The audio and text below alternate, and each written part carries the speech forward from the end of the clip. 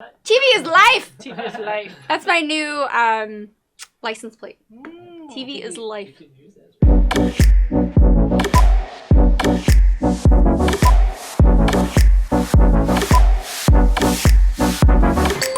Hey friends! Welcome to Tori Talks TV. I'm Tori. And I'm Dr. S.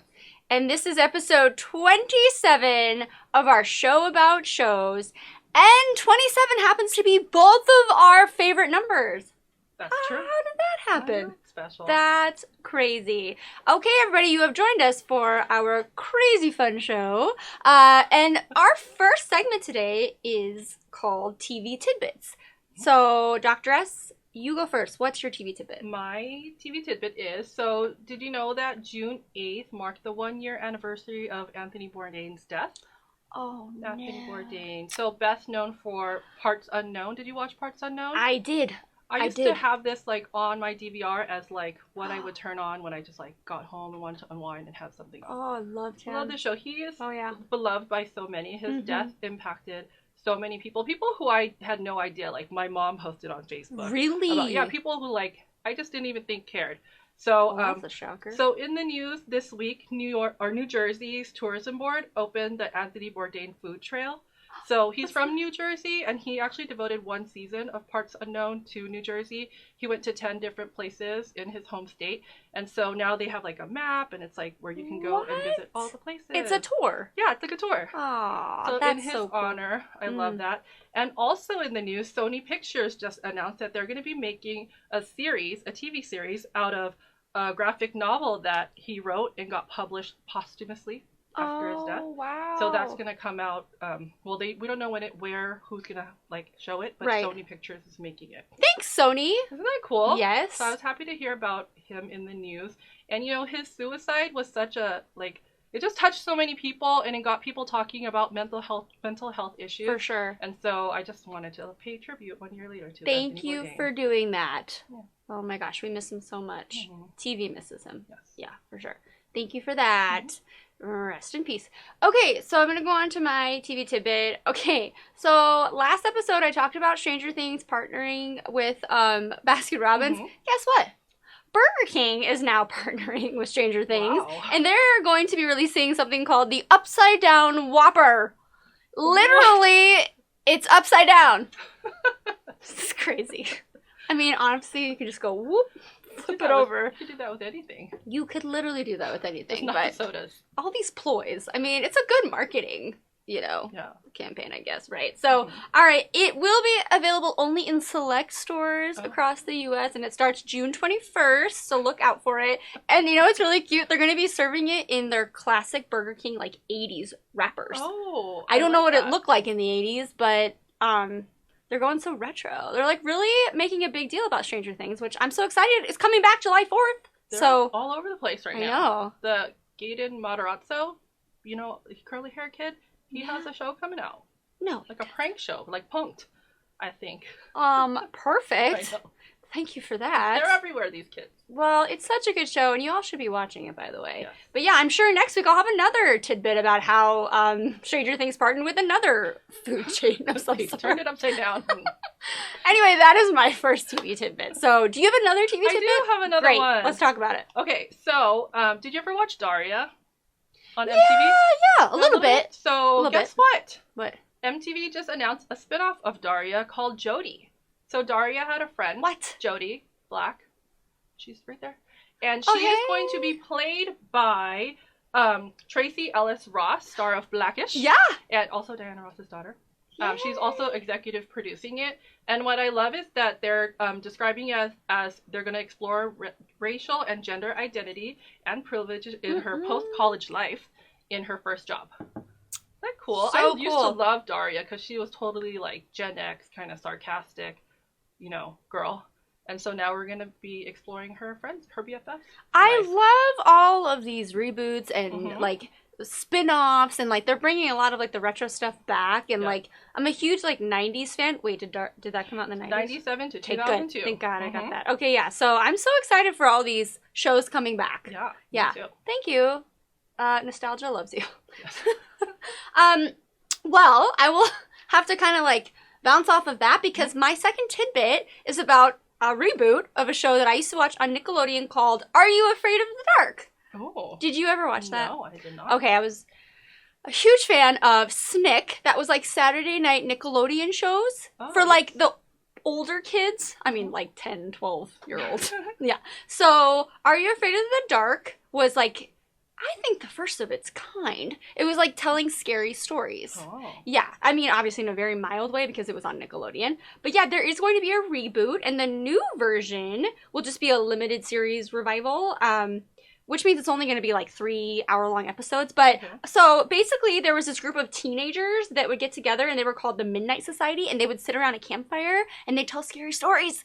And then the whole show was about like the reenactment of it. Oh. And it scared me. It sounds scary. It was really fun. And I remember my friend Shayla and I, we would get like a scary storybook and we would read it, and at the end they would always like throw sand on the fire and then they'd dump like water on it. We thought that was like the coolest thing, so we would do that in her backyard.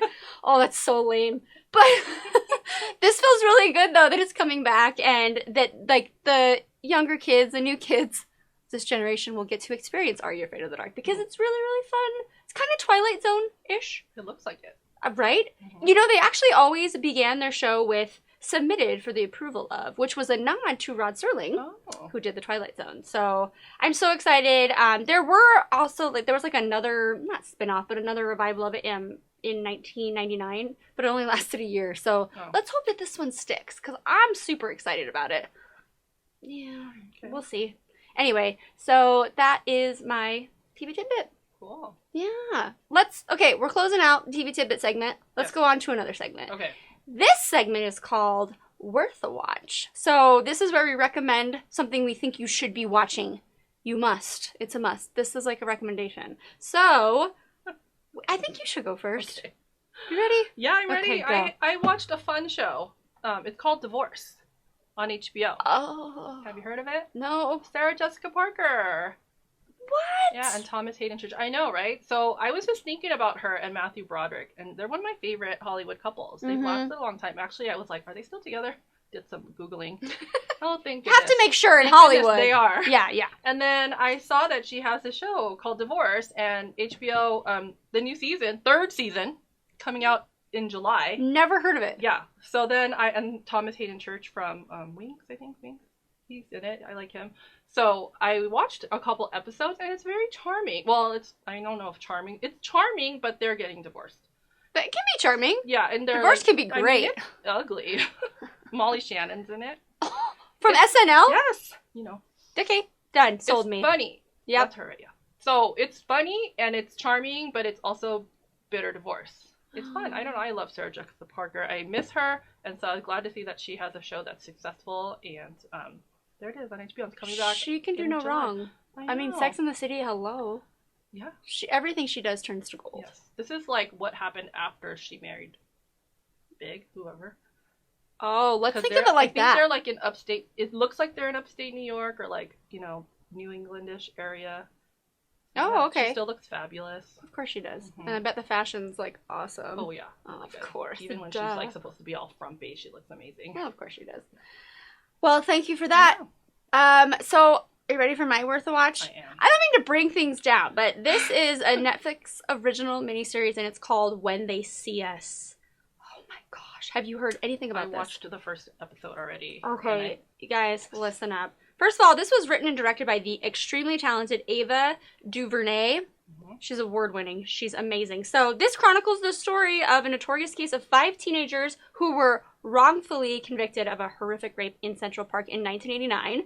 So they were known as the Central Park 5, but I don't want to say that. I don't want to say that they're the Central Park 5 because I don't think that that's doing them very much justice. Anyway, there were only 4 episodes of it, but oh my gosh, was it gut-wrenching.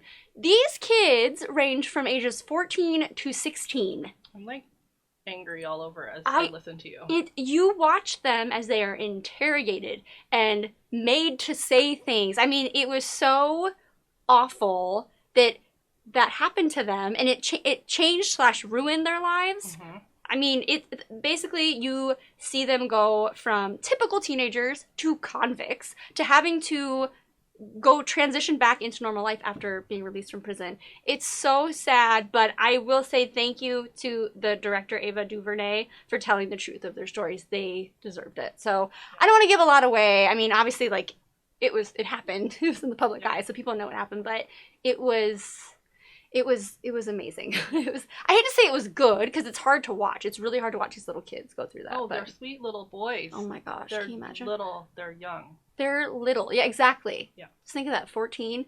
And oh my gosh, the actors, the younger actors were so good. The one when they're adults too, they were so good too. But oh my gosh, amazing. So I'm so glad that they finally got to tell their story. And you get to see them how they are now. Oh. Yeah, stay tuned. Keep watching because it's so good. Yeah.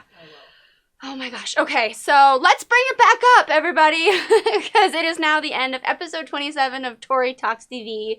Thank you so much for watching, as always, and please don't forget to like and comment and subscribe. Hit that little bell so you can be notified when we put new videos out, because we do it all the time. We're relentless. Constantly. Seriously, this is our life, guys. We love TV. TV is life.